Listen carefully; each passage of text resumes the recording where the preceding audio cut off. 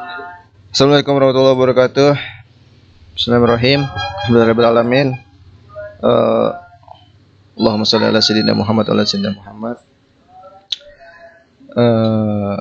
Yang terhormat selaku dosen Bapak Nur Wahidin SAG.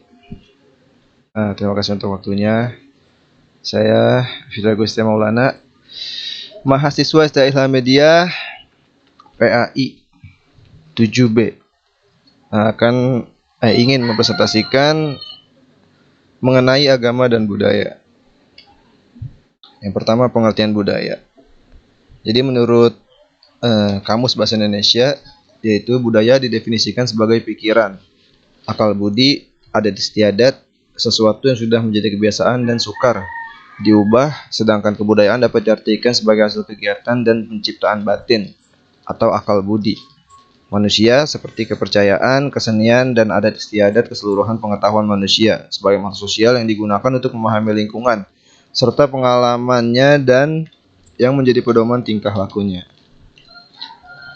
Pengertian budaya menurut para ahli.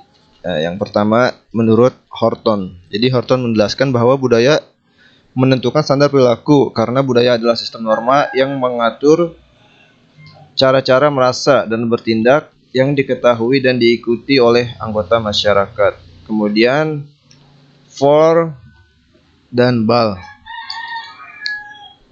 yaitu mereka menjelaskan budaya adalah pengetahuan yang dimiliki oleh sekelompok masyarakat yang berkaitan dengan perilaku mereka.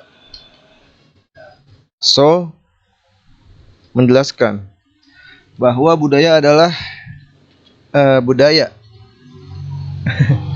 akan selalu berkaitan dengan cara hidup sekelompok masyarakat, termasuk dengan cara anggota masyarakat.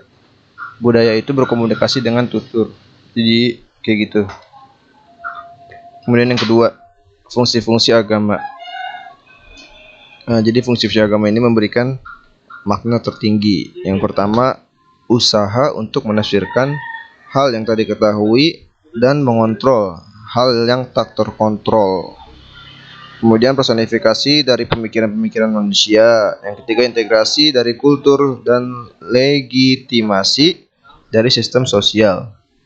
Kemudian yang keempat, proyeksi dari makna-makna kemanusiaan dan pola sosial kepada satu entitas yang maha kuat dan maha tinggi.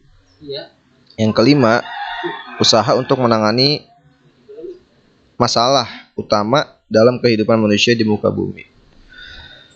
Kemudian fungsi undang-undang agama. Jadi fungsi undang-undang agama ini adalah untuk menentukan mana tingkah laku yang salah dan mana tingkah laku yang benar. Yang salah akan dihukum masuk neraka dan yang benar akan diberi anugerah masuk surga. Agama telah menjadi undang-undang yang mengatur tingkah laku manusia. Sang Maha Kuasa selalu menjaga dan memperhatikan umatnya. Jadi ini fungsi dari undang-undang agama ya, yang berkaitan dengan akhirat, hukuman akhirat.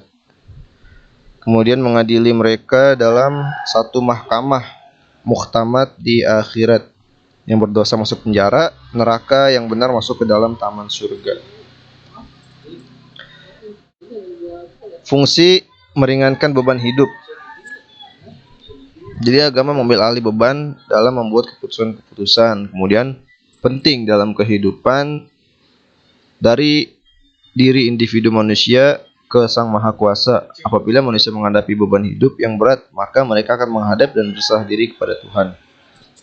Yang kedua, fungsi psikologis. Semua agama mempunyai sejumlah fungsi psikologis dan sosial penting. Agama mengurangi dan mengobati rasa khawatir dengan cara memberi penjelasan tentang hal-hal yang tidak diketahui dan membuat hal-hal itu dapat dipahami bila kita khawatir dan stres akan masa depan, tentang ujian, tentang pekerjaan, tentang apa saja. Mari berserah diri kepada Yang Maha Kuasa. Kemudian fungsi solidaritas. Terakhir, agama memainkan satu peranan penting dalam menjaga solidaritas sosial, persatuan umat dan gereja, saling tolong kasih sesama manusia, apalagi sesama agama. Jadi itu yang dimaksud dengan solidaritas, itu saling tolong menolong serta membantu dengan sesama manusia, apalagi sesama agama. Yang ketiga, agama dan perilaku budaya. Yang pertama, bagaimana perilaku orang beragama tidak lepas dari nilai-nilai budaya setempat. Jadi orang yang beragama tidak meninggalkan bagaimana adat istiadat atau nilai-nilai dari budaya setempat atau tempat di mana orang tersebut tinggal. Kemudian agama adalah simbol yang melambangkan nilai ketaatan kepada Tuhan. Kebudayaan juga mengandung niat dan simbol supaya manusia bisa hidup di dalamnya agar memerlukan sistem simbol. Dengan kata lain, agama memerlukan kebudayaan agama. Kemudian agama adalah sesuatu yang final, universal, abadi, dan tidak mengenal perubahan, sedangkan kebudayaan bersifat partikular, relatif, dan temporer. Kemudian agama tanpa kebudayaan memang dapat berkembang sebagai agama pribadi, tetapi tanpa kebudayaan agama sebagai kolektivitas tidak akan mendapat tempat. Yang keempat, 3 kategori adaptasi. Kepercayaan tersebut memuaskan kebutuhan dasar harapan dan emosi, kemudian kepercayaan pada Tuhan dan kekuatan lain membuat seseorang berharap pada keajaiban ketika menghadapi ancaman kehidupan dan kegagalan. Kehidupan setelah mati membebaskan kecemasan terhadap prospek kematian seseorang dan kematian orang yang dicintai. Kepercayaan terhadap keberuntungan akan membantu seseorang menghadapi resiko kegagalan dan keberhasilan. Kemudian yang kedua, kepercayaan tersebut dan ritual yang dilakukan secara bersama meningkatkan kohesivitas kelompok pada level yang dalam, maka kepercayaan pada Tuhan mengikat pada pengikutnya, pada mistik dan identifikasi umum. Kata lain, kita anak Tuhan. Kemudian yang ketiga, kepercayaan tersebut meningkatkan pemahaman yang jelas individu dan pengalaman hidup yang problematik dengan memberikan penjelasan, kerangka evaluasi dan atribusi sebab akibat. Ya, itu dia pemaparan dari saya mengenai agama dan budaya. Kurang lebihnya mohon maaf. Terima kasih. Assalamualaikum warahmatullahi wabarakatuh.